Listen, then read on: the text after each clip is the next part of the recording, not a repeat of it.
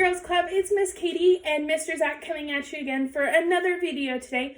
We're going to do something a little bit differently, and we are going to make no-bake cookies today. This will require a parent's help, so make sure you grab whoever is with you and have them help so you can use the stove. You should never use the stove without help from a parent or an older sibling or anything like that. So before you cook, you should always wash your hands with proper sanitization. Mr. Zach and I have already done that. We will make sure that the recipe that we used is linked in the description below so you guys can make this from home as well. So we are going to go ahead and get started. We're making no-bake cookies, by the way. Okay, so you need to start out with 2 cups of sugar.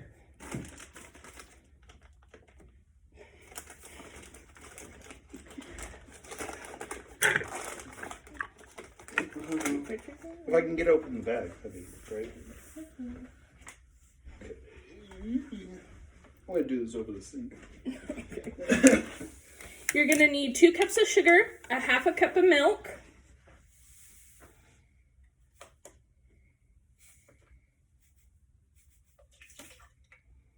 make sure you're pouring it into a saucepan.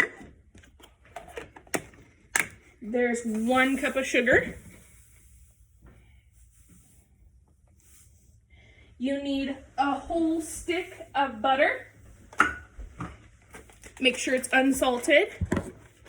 So we're gonna put that in there as well. Okay. And then we need a half a cup of cocoa powder. So I just bought this from Kroger. Oh, sorry, a 1/4 of a cup of cocoa powder. Amateurs. So.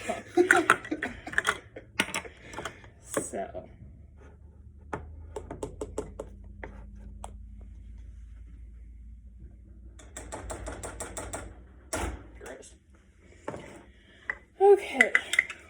And then our recipe says bring the sugar, milk, butter, and cocoa to a boil in a medium saucepan over medium heat.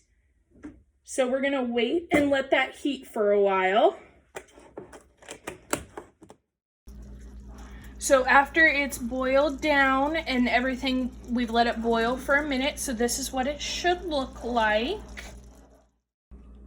Okay, so we have finished our cookies and we made 2 pans. Ours are a little bit bigger because Mr. Zachary likes bigger cookies. So we made them a little bit bigger than what they're supposed to be. So right now they are on a baking sheet in a room temperature area, and that makes it so that everything is cooling down and it'll make it harden up, which is exactly what we want. That Mr. Zach was messing with them just a little bit ago and said that they are already starting to harden up, which is perfect and exactly what we wanted.